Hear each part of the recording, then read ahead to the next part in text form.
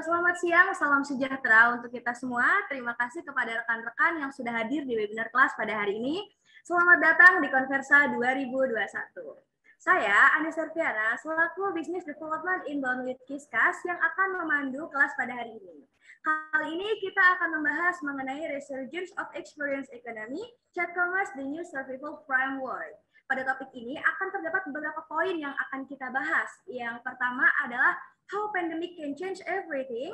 Yang kedua adalah the huge increment in social commerce. Yang ketiga adalah how chatting can now impact business and marketing funnels. Dan yang keempat adalah chat commerce strategy to strengthen sales and marketing channels. Pada kesempatan kali ini, poin-poin yang sudah saya katakan tadi akan dibahas secara tuntas oleh narasumber kita yang sangat luar biasa, yaitu Bapak Rudianto Tong. Beliau adalah seorang Chief Innovation Officer dari Doku, sebuah perusahaan yang berdiri sejak tahun 2007. Doku hadir sebagai pionir pembayaran online dan manajemen risiko pertama di Indonesia. Doku adalah perusahaan fintech nasional pertama berlisensi paling lengkap dari Bank Indonesia yang meliputi lisensi penyelenggara payment gateway, lisensi penyelenggara transfer dana atau pengiriman uang lintas negara, lisensi penerbit uang elektronik, penyelenggara dompet elektronik, serta penyelenggara QRIS. Pak Rudianto Tong adalah seorang lulusan informatika dari Institut Teknologi Bandung. Beliau bergabung di Doku pada tahun 2012. 3 tahun pertama, beliau bertanggung jawab pada bidang IT, dan 3 tahun selanjutnya beliau berfokus pada sisi bisnis. Dan pada tahun 2019 sampai dengan saat ini, beliau menjabat sebagai seorang Chief Innovation Officer. Baik, tidak perlu berlama lagi, mari kita sambut narasumber kita pada hari ini, Bapak Rudi. Halo, selamat siang Bapak Rudi. Halo, selamat siang Mbak Andes. Senang bisa ada di acara ini ya. Oke, baik. Ini bagaimana kabarnya Bapak pada hari ini? Ya, kabarnya luar biasa sekali hari ini. Kalau Mbak Andes gimana kabarnya? Alhamdulillah sehat luar biasa, Bapak. Terima kasih. Wah, kelihatannya nih dari nada bicaranya ini kayak semangat, seperti semangat itu udah sangat semangat sekali nih untuk memaparkan sesi pada pagi hari ini, pada siang hari ini ya, Bapak. Ya, pastinya. Nggak sabar lagi nih, udah langsung mulai ya. Oke, namun sebelum memulai nih kita chat sedikit ya, Bapak. Mungkin Ya, di sini juga rekan-rekan penasaran nih, gimana sih keseharian sebagai seorang Chief Innovation Officer dari Doku itu sendiri? Ya, jadi kalau dilihat dari title-nya, jadi kata kuncinya itu apa yang ada di tengah ya, innovation atau dalam bahasa Indonesia inovasi, artinya kita membuat sesuatu yang baru, kita membuat perubahan. Jadi yang saya lakukan sehari-hari ya memastikan semua orang, setiap individu itu selalu berkembang, selalu ada self continuous improvement-nya, dan improvement ini tidak terbatas dari hasil kerjanya aja, tapi juga melihat dari cara kerjanya mereka, kemudian kapabilitas ataupun kemampuan dari masing-masing individu. Jadi saya secara konstan juga ibarat kata jadi kayak memecut supaya mereka tidak pernah terjebak di zona nyaman gitu. Nah, kalau secara job desk mungkin saat ini saya dipercaya untuk memimpin transformasi dari salah satu pilar bisnis Doku yang tadi disebutkan, yaitu ya payment gateway ya, karena sudah berumur lebih dari 14 tahun dan kita rasa kita juga harus terus berkembang baik secara bisnis, produk maupun teknologi sehingga tetap relevan, sehingga kita tetap sesuai dengan perkembangan persaingan di pasar sekarang yang semakin ketat. Kurang lebih seperti itu, Mbak Andes. Oke, baik. Ini ceritanya sangat inspiratif dan sangat menarik sekali. Jadi mungkin saya pribadi dan rekan-rekan di sini juga mengetahui, oh seperti ini nih kurang lebih keseharian dari Pak Rudi, yaitu seorang Chief Innovation dari Doku. Baik Pak Rudi, terima kasih banyak nih atas informasinya. Setelah ini kita akan langsung mulai saja pada sesi pemaparan materi tentang Resurgence of Experience Economy, Chat Commerce, the New Survival Framework. Saya ingin menginfokan untuk rekan-rekan yang ingin mengajukan pertanyaan, boleh langsung saja ditanyakan melalui public chat yang ada di kanan bawah microsite. Untuk formatnya, silakan rekan-rekan sebutkan nama dan asal perusahaannya. Pak Rudi, setelah sesi pemaparan, Pak Rudi nanti akan menjawab langsung pertanyaan yang sudah diajukan oleh rekan-rekan sekalian. Baik, saya ingin mengingatkan sekali lagi, untuk rekan-rekan yang memiliki pertanyaan terkait dengan materi hari ini, dapat meninggalkan pertanyaannya di kolom chat yang ada di samping. Kalau begitu, tidak perlu berlama lagi, saya persilakan kepada Bapak Rudi untuk memaparkan materinya. Silakan, Bapak. Ya, terima kasih Mbak Andes. Jadi kita langsung mulai aja ya semuanya. Selamat siang semuanya. Jadi pada webinar hari ini aku mau membahas terkait Resurgence of Experience Economy, Chat Commerce the New Survival Framework. Gitu ya. Nah, sebelum kita bahas lebih lanjut, nah kita perlu tahu dulu nih sebenarnya experience ekonomi itu apa sih, gitu, supaya kita lebih paham konteks dari materi yang akan kita diskusikan pada siang hari ini. Gitu ya. Jadi next slide-nya, secara definisi, experience ekonomi adalah keadaan ekonomi di mana barang dan jasa yang dijual lebih menekankan pada dampak yang dirasakan oleh pembeli. Artinya, value atau nilai yang dirasakan oleh pembeli mungkin lebih mahal daripada sekedar menjumlahkan komponen-komponen yang diperlukan, gitu ya, atau biasanya sering disebut sebagai COGS, ya, cost of goods sold. Gitu ya. Kemudian, misalkan kalau di zaman sekarang, zaman now ini kan banyak banget kedai-kedai kopi kekinian ya, yang cabangnya ada di mana-mana, ya, termasuk di Lampung ini.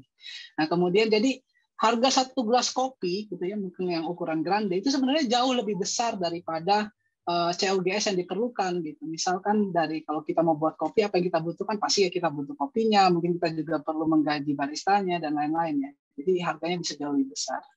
Nah, fenomena ini sebenarnya sudah mulai muncul sejak tahun 1998 dan sudah dilakukan riset juga oleh kedua orang ini, yaitu B. Joseph Pine II dan James H. Gilmore. Nah, dirangkum dalam sebuah jurnal berjudul Welcome to the Experience Economy dan pernah direview juga, pernah diulas juga di Harvard Business Review. Nah, dalam risetnya, mereka menyimpulkan bahwa alasan dari fenomena ini adalah manusia ternyata untuk menjadi bahagia itu tidak serta-merta terkait berapa banyak barang yang mereka miliki, tapi lebih condong ke arah apa yang mereka lakukan dan bagaimana cara mereka melakukannya. Nah, jadi lawan terbesar dari kebahagiaan ini kan sebenarnya adalah proses adaptasi ya. Jadi kalau misalkan kita beli barang lah, misalkan mobil baru ya. Nah, seiring dan berjalannya waktu kita akan mulai terbiasa nih, mulai teradaptasi dengan oke, saya sudah punya mobil baru sekarang. Jadi tingkat kebahagiaannya akan terus turun di situ ya, karena ya udah biasa aja punya mobil. Nah, kemudian kalau misalkan kita menggunakan mobil tersebut untuk hal yang lain, misalnya kita pakai road trip, jalan-jalan ke daerah-daerah lain, keliling Indonesia lah misalkan. Dan kemudian kita melihat banyak-banyak hal yang baru, kemudian kita foto-foto, kita bikin video, dan suatu saat di masa depan, misalkan 10 atau 20 tahun yang lagi, ketika kita melihat ulang foto dan video, kebahagiaan yang sama yang kita rasakan ketika saat itu bisa kita rasakan lagi. Jadi kebahagiaannya lebih sustainable, lebih berlangsung dengan lebih lama gitu. Nah, kemudian satu hal lagi yang juga cukup penting di sini adalah time is the currency of experience. Nah, jadi ini konsep yang sangat penting karena artinya bahwa semakin banyak waktu yang kita habiskan untuk melakukan hal-hal yang kita sukai, berarti kita semakin bahagia. Dan berarti sebaliknya juga, kalau misalkan semakin banyak waktu kita habiskan untuk hal-hal yang kita nggak sukai, ya kita semakin nggak bahagia gitu. Jadi ini konsep dasar yang penting untuk kita membangun sebuah bisnis gitu. Nah, sekarang kita bicara tentang ekonomi, mungkin di slide selanjutnya itu berarti kan biasanya kita ngomong terkait dengan harga jual gitu ya. Nah, di dalam ini ada sebuah matriks 2x2, di mana kalau kiri bawah itu artinya adalah harga jual sebagai faktor utamanya, karena tidak ada pembedanya antara satu barang dengan barang yang lain. Nah, itu yang sering disebut sebagai komoditas. Kita coba ambil contoh yang contoh komoditas yang lebih simpel ya. Misalkan kue yang dijual di pasar basah. Itu nggak terlalu berbeda antara satu kue dengan kue yang lain gitu ya. Oleh karena itu harga jadi sangat berpengaruh gitu ya. Nah, jika kue itu kemudian kita bentuk sedemikian rupa, kita berikan tujuan gitu. Misalkan kita berikan tujuannya adalah sebagai kue ulang tahun, gitu ya. Dan kita berikan brand atau kita berikan merek, misalkan jadi kue ulang tahun Cap Nona, gitu ya. Nah, maka kue itu sudah naik kelas menjadi goods dan harganya bisa lebih tinggi. Harga lebih tinggi, value-nya lebih tinggi. Karena ada pembedanya nih antara kue yang dihasilkan di sini dengan kue-kue lainnya. Nah, kemudian kalau misalkan kue itu bisa dibeli di bawah sebuah toko yang nyaman, kemudian ber-AC gitu ya, dingin, kemudian penjaga tokonya juga ramah, dan kemudian mungkin bisa ada layanan pesan online juga gitu ya. Artinya dia sudah naik kelas lagi nih si kue nih. Kuenya udah naik kelas lagi menjadi yang disebut sebagai service gitu, tidak sekedar hanya sebagai barang. Nah, kemudian misalkan lagi next-nya adalah misalkan kuenya ini ternyata tidak dibeli terpisah, tapi dipaketkan dalam sebuah pesta ulang tahun, di mana orang tua dari anak-anak ini bisa menghemat waktu nih. Mereka nggak perlu mempersiapkan banyak hal, semuanya udah dikerjakan. Dan anaknya itu akan mendapatkan sebuah kenangan yang sangat indah terkait pesta ulang tahunnya dia itu. Nah, itu kan artinya bahwa kuenya udah naik kelas lagi, jadi experience gitu ya, experience yang dilihat sekarang. Nah, yang terakhir, misalkan ternyata acaranya diselenggarakan bersama anak yatim piatu gitu ya, misalkan. Dan pada akhirnya si anak yang berulang tahun ini punya pola pikir baru bahwa oh memang berbagi kepada yang lain itu adalah sesuatu yang baik dan menimbulkan kebahagiaan. Artinya kan kita berhasil kue tersebut itu sudah naik level lagi menjadi level transformation di mana kuenya sudah bisa membuat si anak berubah pola pikirnya. Jadi ini kurang lebih seperti itu transformasi dari value gitu. Jadi makin ke atas harganya makin nggak relevan, makin nggak sesuai dengan COGS-nya, tapi makin bernilai. Nah, kalau kesimpulannya sebenarnya adalah kayak komoditas itu gampang digantikan, kemudian barang itu lebih gampang diukur. Biasa mungkin tidak dapat diukur, tapi pengalaman selalu yang paling berkesan. Nah, konsep yang sama juga kita terapkan di Doku nih, di Doku di Payment Gateway sebagai penyedia jasa pembayaran. Udah jelas ya, berarti Doku itu masuk kategori service gitu. Nah, apakah bisnis Payment Gateway ini bisa turun menjadi komoditas, turun ke bawah, turun kelas gitu? Ya bisa aja gitu. Jadi di saat semua orang sudah menawarkan servis yang sama sebagai penghubung antara penjual dan bank misalkan, nah berarti at the end yang terakhir yang membedakan hanya harga doang. Nah itu yang disebut sebagai komoditas dan itu yang juga selalu kita coba untuk hindari. Oleh karena itu Doku selalu berusaha untuk naik kelas. Nah salah satunya dengan produk yang memang baru kita launchkan juga soft launch di bulan Februari kemarin yang kita beri nama Jokul gitu. Mungkin teman-teman yang lahir di tahun 90-an sudah sangat familiar. Jadi Jokul sendiri adalah kayak bahasa slang di zaman itu yang artinya jual. Jadi intensi dari kami adalah kami berusaha untuk selalu melihat dari sudut pandang si penjual, memahami apa sih sebenarnya pain point dari mereka, sehingga bisa menghadirkan experience yang baik yang harapannya dapat mentransformasi dari bisnis mereka semua gitu. Nah, di sini juga disebutkan cara naik kelas itu ada yang disebut sebagai personalization. Nah, sebenarnya apa sih personalization itu? Kita coba bahas di slide berikutnya. Jadi personalization adalah cara merangkai pengalaman atau komunikasi berdasarkan informasi yang didapatkan oleh pemilik usaha tentang individu tertentu atau target market tertentu.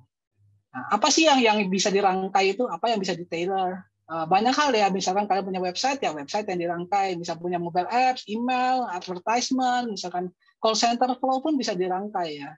Nah, kemudian informasi apa aja yang bisa kita dapatkan dari individu? Banyak banget ya. Mungkin kalau terkait perkembangan teknologi zaman sekarang, mungkin cara paling mudahnya kita tinggal pasang tracker lah, contohnya Google Analytics gitu ya. Nah, kemudian key point di sini adalah personalization itu berbeda dengan customization. Kalau customisasi adalah pengguna diberikan fitur untuk bisa melakukan konfigurasi sendiri sesuai dengan kebutuhannya mereka. Nah, perbedaan mendasarnya adalah customisasi itu perlu ada action yang dilakukan oleh pengguna. Sedangkan personalisasi nggak perlu. Semuanya udah di-provide, sudah disediakan kepada pengguna. Jadi contoh yang paling mudahnya mungkin kalau misalkan semua kan pasti punya email ya.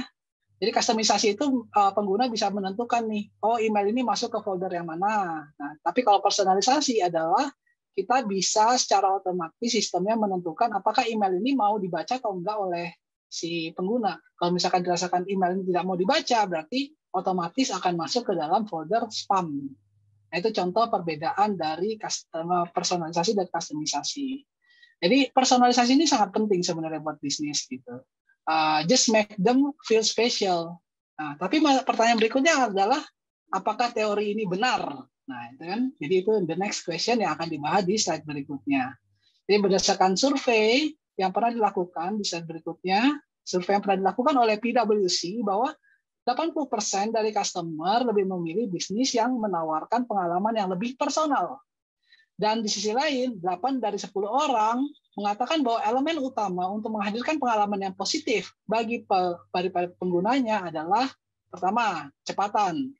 Masih ingat kan tadi terkait kita bicara bahwa the currency of experience is time. Jadi kecepatan itu harus yang penting. Berikutnya ada convenience atau kenyamanan, knowledgeable help. Jadi intinya kalau misalkan ditanya jangan aiu nanti jadi nggak baik experience-nya. Nah kemudian layanan yang bersahabat dan mungkin tidak jutek. Nah itu yang menjadi berdasarkan hasil risetnya ya. Nah namun saat ini di slide selanjutnya juga kita menjelaskan bahwa ekspresi ekonomi ini sebenarnya sesuatu yang valid, tapi kita sedang dihadapkan dalam kondisi yang kurang ideal nih, jadi situasi pandemi COVID-19. Dan pada Februari 2021 kemarin, itu kebetulan The New York Times itu menerbitkan sebuah artikel berjudul The Boredom Economy. Jadi di dalam artikel tersebut menjelaskan bahwa pandemi ini sudah membuat keadaan ekonomi diisi oleh para pembeli yang bosan. Mengapa bosan? Ya karena new normal ini ya, ada social distancing, karantina, ada pembatasan kegiatan, PPKM level 1, 2, 3, 4, yang menyebabkan cara-cara sebelumnya untuk kita mendapatkan kebahagiaan lewat experience itu jadi nggak bisa digunakan lagi gitu. Kita nggak bisa jalan-jalan, kita nggak bisa lihat hiburan seperti itu. Jadi orang-orang mulai mencari kebahagiaan baru melalui experience yang lain gitu. Dan kemana mereka pergi untuk mencari itu? Nah, asumsinya ya mereka perginya ke sosial media gitu ya. Namun apakah asumsi ini valid? Nah, mari kita lihat datanya di slide berikutnya. Nah, berdasarkan riset yang sudah dilakukan oleh We Are Social and Hootsuite tentang digital landmark di Indonesia yang dirilis di bulan Januari 2021 terhadap riset yang telah dilakukan sepanjang tahun 2020, khususnya terkait penggunaan sosial media di Indonesia. Dan sosial media sendiri di sini dikategorikan sebagai social networks ya, contohnya kayak Facebook, Instagram, TikTok dan lain-lain, dan juga digabung dengan messaging ya, penggunaan chat seperti WhatsApp, Line dan lain-lainnya. Nah, beberapa insight yang kita pelajari nih, yang pertama jumlah pengguna aktif sosial media itu ada 170 juta gitu ya, di Indonesia aja nih, yang artinya 61,8% dari populasi. Nah, yang paling menarik adalah ternyata ada peningkatan nih dari periode 2019 dibandingkan periode tahun 2020, di mana ada kenaikan pengguna baru yang aktif sebesar 10 juta, artinya 6,3%. Jadi lumayan besar ya penggunaan peningkatan yang terjadi di tahun 2019 dibanding 2020. Dan saya percaya bahwa di 2021 peningkatannya akan lebih tinggi lagi. Nah, kemudian juga di sini ada data terkait pengaksesan sosial media melalui mobile phone atau smartphone, yaitu ada 168 juta, yang mana artinya 99,1% atau hampir sebagian besar dari semua orang yang mengakses sosial media itu mengakses lewat mobile phone-nya mereka, gitu ya. Jadi itu juga sesuatu yang perlu kita perhatikan gitu ya, terutama ini para kaum rebahan yang biasanya tidur sampai sosmed itu banyak banget kan memang jumlahnya. Nah, kenaikan pengguna sosmed yang pesat ini membuka peluang baru yang pastinya langsung disambut oleh para pelaku pasar, terutama para pemilik brand. Seperti itu. Nah, bagaimana cara pelaku pasar menyambut ini? Kita coba lihat di slide selanjutnya, bahwa berdasarkan riset yang dilakukan di US oleh tim dari yang namanya Square Loving, sosial media itu membawa dampak yang positif kepada brand. Jadi 24% konsumen menemukan brandnya lewat rekomendasi yang ada di sosial media. Masih ingat kayak tadi tentang personalisasi, bahwa sosial media juga memfeed, kayak di Facebook ada Facebook feed, kemudian di Instagram dan Twitter juga ada hal yang sama. Jadi dia merekomendasikan feed tertentu yang sesuai.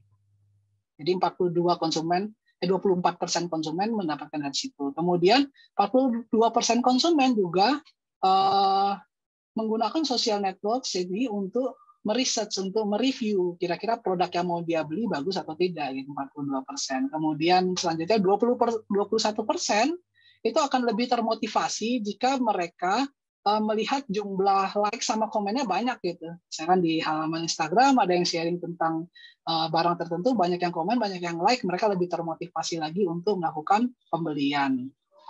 Nah, kemudian terakhir katanya ada 11% yang merasa lebih termotivasi jika ada tombol buy-nya langsung di sosial media. Nah, data yang terakhir ini mungkin agak sedikit kurang relevan di Indonesia, karena sejauh ini pengetahuan saya belum ada tombol buy nih di Facebook Shop, ataupun di Instagram Shop, ataupun di WhatsApp Business katalognya. Kenapa begitu? Karena ada regulasi yang harus dipenuhi di Indonesia itu ya. Dan ini membuka peluang bagi para penyedia jasa pembayaran seperti Doku untuk menyediakan produk yang kita sebut sebagai link payment. Jadi di mana proses inisiasi pembayaran menghasilkan sebuah link itu yang bisa diberikan kepada konsumen untuk melakukan pembayaran. Nah, satu hal lagi nih yang belum tercover sebenarnya dari riset yang dilakukan ini adalah, dan mungkin bisa lebih relevan sebenarnya di Indonesia gitu ya, bahwa walaupun semua produk ada tampil di sosial media, kemudian reviewnya bagus, like-nya banyak, tetap saja konsumen ada kecenderungan untuk nanya dulu ke penjualnya untuk memastikan banyak hal lah.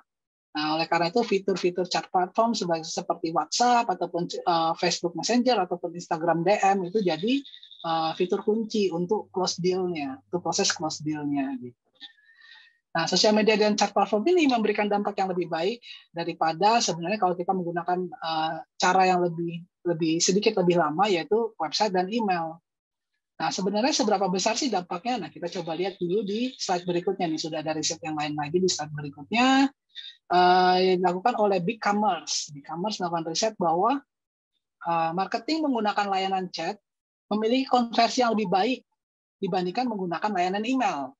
Jadi kalau kita lihat di sisi yang sebelah kiri ada WhatsApp funnels, gitu ya. Misalkan dari 10.000 orang yang berkunjung ke dalam website, mungkin ada 25% yang memilih untuk berlangganan atau subscribe email.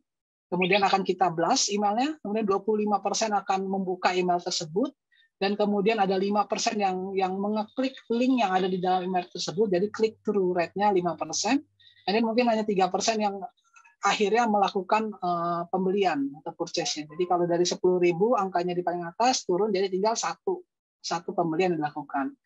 Nah, di sisi lain ternyata kalau kita menggunakan marketing dengan cara yang lain, marketingnya melalui misalkan chatbot, funnel, jadi kita broadcast WhatsApp message gitu ya, broadcast message WhatsApp. Dari 10.000 orang yang menerima broadcast, 9.900 itu pasti akan menerima broadcast-annya, kemudian 75% itu akan mengeklik, akan membuka. Jadi yang pertama itu delivered ya, istilahnya 99% delivered, 75% to read, kemudian 48% dia sudah ngeklik linknya. Jadi itu angkanya masih besar. Kemudian dengan asumsi bahwa akan ada 1% yang berbelanja, itu pun berarti dari 10.000 turunnya menjadi 35 gitu ya. Jadi dari hasil riset ini jelas menunjukkan efektivitas marketing menggunakan chat platform itu 35 berbanding 1 dengan jumlah lead yang sama. Nah, pertanyaan berikutnya kan sebenarnya apakah data ini beneran valid? Nah, harus kita selalu validasi data ya. Jadi kita coba bandingkan aja lah dengan data yang sebenarnya ada di Doku gitu. Jadi kebetulan Doku juga kita salah satu produk kita mungkin sempat disinggung juga di slide sebelumnya, yaitu kita punya namanya link payment. Nah, kita coba bahas ya terkait link payment ini di slide selanjutnya. Jadi link payment sendiri adalah salah satu produk Doku yang ditargetkan kepada para penjual sehingga mereka bisa melakukan inisiasi pembayaran tanpa melakukan integrasi secara teknis ataupun ada pengembangan di sisi IT. Jadi gampang banget lah pakainya. Nah, kemudian sebelumnya kami itu mungkin cara generate link-nya cara generate link-nya masih melalui website dan dikirimkan melalui email. Nah, per tahun ini juga kita ada fitur baru di mana kita bisa generate melalui WhatsApp. Nah, ini aku coba tunjukin videonya, mungkin bisa di play. Nah, ini caranya kita mengenerate melalui email. Silakan sambil dilihat ya. Nah, sembari melihat video ini kurang lebih videonya 2 menit ya. Nah, jadi aku sambil narasi sedikit aja. Jadi tentang proses pembayaran pengeneratan link payment lewat website, kita mengingat kembali nih di pembahasan sebelumnya bahwa the currency of experience is time. Jadi itu nggak pernah boleh lupa. Jadi semakin sedikit waktu yang diperlukan untuk melakukan hal-hal yang nggak disukai, itu akan memberikan pengalaman yang menyenangkan. Apa sih hal yang nggak disukai dari sisi penjual? Ya pastinya salah satu contohnya adalah melakukan proses generate link payment ini ya. link pembayaran ini karena momen yang mereka lebih suka ya pastinya ketika close deal itu mereka suka dan ketika dapat duitnya. That's the point yang mereka suka gitu sebagai seorang penjual. Nah, jadi semakin lama proses no congenerate payment link ini akan membuat penjual makin tidak happy. Ide dasarnya seperti itu. Nah, kalau dari sisi konsumen seperti apa? Nah, kalau kita lihat dari sisi konsumen, pastinya kalau yang mereka tidak suka adalah menunggu respon dari penjual. Di mana salah satu hal yang harus ditunggu adalah respon dari penjual untuk memberikan link pembayarannya. Nah, jadi proses generate ini juga merupakan pain point yang sama dari sisi pembeli maupun dari sisi konsumen maupun dari sisi penjual. Jadi matriks itu yang akan kita ukur dari 2 video yang akan ditampilkan. Nah, kita lihat di sini caranya tadi udah disampaikan, bisa login ke website, kemudian memasukkan data yang mau dijual gitu ya, kemudian jadi lumayan banyak data yang mau dijualnya, kemudian mengirimkan juga mau dikirimkan ke email yang mana, kita bisa preview, kemudian kita bisa send an email, jadi langsung bisa mengirimkan ke emailnya. Jadi kalau kita lihat kurang lebih waktu yang diperlukan itu sekitar 2 menit. Ya. Oke, kita lanjut ke, belum selesai nih. Oke, please wait dulu, katanya. Oke, sukses, sudah sukses ya. Nah, kalau udah sukses, kita coba lanjut ke video berikutnya nih. Ini ada reportnya juga, report yang kita tampilkan. Nah, sekarang kita lanjut ke slide berikutnya. Nah, di slide berikutnya kita lihat nih, ini kalau misalkan pakai WhatsApp gitu ceritanya ya. Jadi langsung kita play aja. Ini videonya cuma sekitar 1 menit gitu ya. Ini singkat. Jadi cukup kirim pesan aja ke WhatsApp Doku, WhatsApp bisnisnya Doku di nomor tersebut 0811 9721 6322. Kemudian ikutin aja lah semua instruksi yang ada, masukin nominal, kemudian masukin masa berlaku link pembayaran dan langsung tercipta, langsung tercreate link pembayarannya. Dan habis itu tinggal langsung di forward aja link pembayaran yang dihasilkan ke nomor WhatsApp dari customer Anda. Nah, di video ini mungkin ini juga ditambahkan terkait experience dari sisi pembelinya, dari konsumennya, mereka bisa bayar pakai kris atau mereka bisa bayar pakai kartu kredit gitu ya, itu juga experience sangat menarik. Dan kalau kita kembali ke fokus utama kita yang kita bahas sekarang adalah proses generate link pembayarannya. Jadi itu cuma makan waktu sekitar 20 detik kalau lihat dari video yang tadi ya, 20 detik saja video udah bisa generate link pembayarannya. Jadi kalau lihat itu sebuah improvement signifikan dari 2 menit berubah menjadi 20 detik. Nah, secara langsung itu dia akan menaikkan tingkat happiness, tingkat kebahagiaan dari penjual maupun konsumennya. Nah, gitu. Jadi berdasarkan teori yang kita udah pelajari, kita mendapatkan kesimpulan seperti itu. Namun kemudian bagaimana sebenarnya datanya gitu? Apakah benar dengan experience lebih baik bisa berdampak secara langsung kepada bisnisnya Doku? Nah, ini saya coba sedikit share data terkait inisiatif data yang ada di Doku terkait inisiatif ini ya. Mungkin di slide selanjutnya kita share sedikit datanya. Jadi ya, ini data perbandingannya ya antara generate link pembayaran melalui website dan email dibandingkan melalui WhatsApp. Gitu ya. Jadi ada 3 komponen nih yang kami tampilkan di sini saat ini. Ada expired, artinya link pembayaran tidak dibayarkan sampai dengan batas waktu yang ditentukan. Karena tadi kan ada batas waktunya ya. Dan berikutnya ada paid. Paid itu artinya pastinya link pembayarannya dibayar. And then kalau ada satu lagi unpaid, kalau unpaid itu berarti sifatnya masih proses. Jadi keadaan di mana link pembayarannya belum expired tapi juga belum dibayar. Gitu. Nah, satu yang perlu diperhatikan di sini adalah jumlah paid-nya. Jadi berdasarkan data yang kami miliki bahwa ternyata kalau misalkan menggunakan email itu jumlah paid-nya hanya 15,91% gitu. Sedangkan kalau menggunakan WhatsApp jumlah paid-nya itu bisa mencapai 50,598%. Nah, jadi ini sebuah insight yang menunjukkan bahwa apapun yang kita pelajari hari ini di kelas hari ini ya sebenarnya valid gitu dan bisa dikembangkan di bisnis kalian masing-masing. Nah, terakhir di slide selanjutnya adalah bagaimana caranya Doku sebagai sebuah payment gateway itu bisa menciptakan fitur semacam ini ya. Nah, tentunya dengan kolaborasi ya, karena Doku juga nggak bisa kita bikin semuanya sendiri gitu. Jadi first of all, aku mau ucapin terima kasih kepada Kiskas yang telah mendukung Doku dengan menyediakan fitur generate link pembayaran ini menggunakan WhatsApp Business API yang sudah disediakan oleh Kiskas, sehingga menyambungkan antara Doku dengan WhatsApp. Nah, ini baru langkah awal ya, ini baru sebuah eksperimen kecil yang sudah kita lakukan terhadap sebuah proses yang sangat sederhana. Jadi saat ini juga Doku sedang bekerjasama lebih lanjut dengan Kiskas untuk menghadirkan sebuah sesuatu yang jauh lebih besar dari ini. Tunggu ya, nanti tanggal mainnya akan di-announce berikutnya. Mungkin sekian dulu dari saya. Kembali ke Mbak Andes. Terima kasih semuanya. Oke, baik. Terima kasih atas pemaparan materinya Bapak Rudi. Dari penjelasan tadi ada beberapa hal yang dapat saya simpulkan, seperti tadi experience ekonomi. Jadi seperti komoditas itu yang dapat digantikan, barang itu dapat diukur, jasa itu tadi nggak bisa ditukarkan, tapi experience itu adalah hal yang paling berkesan. Lalu yang tadi adalah terkait pandemi yang mengakibatkan ekonomi itu mengalami kebosanan. Selanjutnya terkait sosial media dan chat platform yang memberikan dampak sangat positif untuk para usaha bisnis saat ini, dan itu ada adanya kerjasama antara pihak Doku dan juga Kiskas untuk memudahkan pengalaman bisnis. Kurang lebih seperti itu. Jadi sesi selanjutnya nih Bapak, kita langsung akan saja ke sesi tanya jawab bersama Bapak Rudi. Untuk rekan-rekan yang ingin bertanya, silakan sebutkan nama dan asal perusahaannya pada kolom chat yang ada di samping. Dan saat ini juga sudah terdapat beberapa pertanyaan Bapak, ini saya coba sebutkan. Oke, ini dari Mbak Melinda dari Kiskas. Baik, terima kasih Mbak Melinda.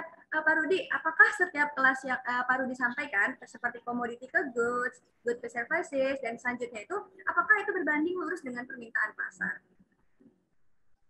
Ya, pertanyaan yang menarik ya. Jadi apakah itu berbanding lurus atau dengan permintaan pasar? Basically, ini adalah tidak serta-merta ya. Jadi jawabannya tidak serta-merta berbanding lurus dengan permintaan pasar, karena bisa aja solusi yang kita tawarkan, gitu ya, personalization yang kita tawarkan ternyata mengarah kepada pasar yang nggak ada. Gitu. Jadi tadi kan kuncinya adalah di personalization. Jadi kalau kita salah mengenali pasarnya, kita salah mengenali target market kita, artinya ya udah pasti akan jadi salah juga nanti. Walaupun kita berusaha naik kelas, kita udah naik kelas, tapi ternyata target marketnya nggak ada ya, jadi pasti salah. Jadi kuncinya adalah di personalization tadi. Bagaimana kita bisa mengenal dengan lebih dalam, mengetahui pain points-nya, mengetahui cara mereka bekerja, cara mereka berpikir, dengan lebih detail ya. Misalkan kalau personanya payment gateway adalah penjual. Penjual itu mungkin luas banget ya, luas banget. Kalau misalkan itu terlalu luas ya kita detailing lagi, kita breakdown satu layer lagi. Misalkan kita bagi lagi, jadi ada yang penjual mikro atau personal, ada penjual kecil dan menengah UKM gitu. Ada juga penjual yang sifatnya enterprises, large enterprises yang udah besar. Nah, dari persona itu kita breakdown lagi, harapannya kita bisa dapat personalization yang lebih benar gitu. Jadi kuncinya cuma di personalization-nya sih sebenarnya. Oke, yang personalisasi tadi ya Bapak, yang bahwa itu sangat penting. Can we just make them very special? Yang tadi itu terkait dengan Ya. Oke. Baik, ini selanjutnya pertanyaan selanjutnya Bapak dari Bapak Muhammad Yanzatari dari Catapa. Bagaimana penyedia layanan pembayaran seperti Doku dapat tetap meyakinkan penggunanya, baik itu dari sisi pembeli atau pelanggan, untuk menggunakan layanannya dengan concern security? Ya, pertanyaan sangat menarik ya. Jadi kalau dari sisi security sendiri, semua penyedia jasa pembayaran itu kan sudah ada kewajiban standar security yang harus dipenuhi ya untuk kita mendapatkan perizinan dari Bank Indonesia. Itu yang pertama, itu paling dasarnya. Nah selanjutnya Doku juga kita sejak awal kita sangat berkomitmen terhadap security, makanya kita setiap tahun ya sampai capek sih kadang-kadang. Jadi setiap tahun kita diaudit oleh lembaga independen, ya auditnya disebut sebagai PCI DSS, Payment Card Industry Data Security Standard. Jadi di situ proses audit secara sistemnya, secara menyeluruh, sehingga kita selalu bisa memastikan bahwa sistem yang kita miliki ini aman. Nah, jadi kuncinya di situ ya, keamanannya tadi yang lebih ditekankan ya. Oke, baik. Ini mungkin pertanyaan terakhir Bapak. Ini sebenarnya terdapat beberapa pertanyaan, cuma mungkin karena terbatasnya waktu, kita lanjut ke pertanyaan terakhir. Ini dari Mas Zain, dari Kiskas. Dengan adanya pandemi, sehingga ekonomi ini mengalami kebosanan, yang sudah tadi Pak dijelaskan, faktor-faktor apa saja ini agar bisnis ini dapat selalu memikat para customer ya Pak Lidi? Ya, Ya memang betul sekarang ini semuanya kebosanan gitu ya. Jadi tadi kita udah sampai ke fase itu, dan faktor apa aja sih yang kira-kira bisa diberikan kepada customer-nya. Jadi uh, konsep dasarnya mungkin tadi aku udah jelaskan gitu ya secara lebih lebih general, bahwa saat orang-orang bosan itu dia akan mencari sesuatu yang baru. Jadi memang yang dia harus dilakukan bisnis yang nggak ada lain dan nggak ada bukan adalah berinovasi. Dia harus berinovasi, dia harus mencari lagi apa nih, what's next gitu ya, apa lagi sesuatu yang baru yang bisa bisa dikembangkan supaya pasarnya itu bergairah kembali gitu ya. Mungkin inovasi ini bisa apa aja ya, nggak cuma terkait pengembangan produk gitu, bisa aja misalkan bikin suatu kejadian yang bikin jadi viral. So that's part of innovation sebenarnya, walaupun caranya mungkin nggak selalu sesuai dengan akhlak manusia gitu ya. Tapi apa namanya membuat sesuatu jadi viral itu juga salah satu strategi yang bisa dilakukan untuk menarik attention dari customer-nya. Jadi intinya cuma satu sih, inovasi tadi sih. Jadi inovasi itu mungkin aku share sedikit. Inovasi itu ada 3 ya kuncinya ya. 3 kuncinya. Yang pertama selalu memiliki mindset yang baik, gitu. Mindset yang tepat. Mindset yang baik yang dimaksud di sini adalah mindset bahwa semua ide itu murah. Jadi kalian harus selalu punya pemikiran itu bahwa semua ide itu murah. Kalian jangan pernah merasa takut bahwa ide yang kalian miliki itu dicontek orang lain. Jangan pernah takut itu. Kenapa? Karena dengan kalian bisa men-share ide tersebut, kalian akan mendapatkan feedback dari semua orang, dan feedback itu yang bisa men-shape your idea into a better diamonds gitu. Nah, yang kedua, konsepnya ketika berinovasi adalah bikin rencana dengan baik gitu. Jadi perencanaan bisa ada banyak tekniknya, salah satunya mungkin bisnis model kanvas, bisa dipelajari sendiri. Dan yang ketiga adalah yang paling penting juga adalah eksekusinya gitu. Jadi eksekusinya ketika mau melakukan sebuah inovasi, jangan kalian terpaku pada inovasi itu harus sesuatu yang besar, harus big changes, jangan seperti itu. Tapi kalian selalu berinovasi dengan sesuatu yang kecil-kecil aja. Jadi kecil, kemudian dirilis, kecil dicoba ke market, kira-kira dapat responnya seperti apa, kemudian diadap lagi, diperbaiki lagi, dirilis lagi ke market, dan kita dapat responnya seperti apa. Ini konsep yang standar sebenarnya yang sekarang lagi ngetrend disebut sebagai agile ya. Nah, jadi kalau mau memenangkan pasar yang sedang bosan, ya kuncinya inovasi. Seperti itu, Mbak Andes.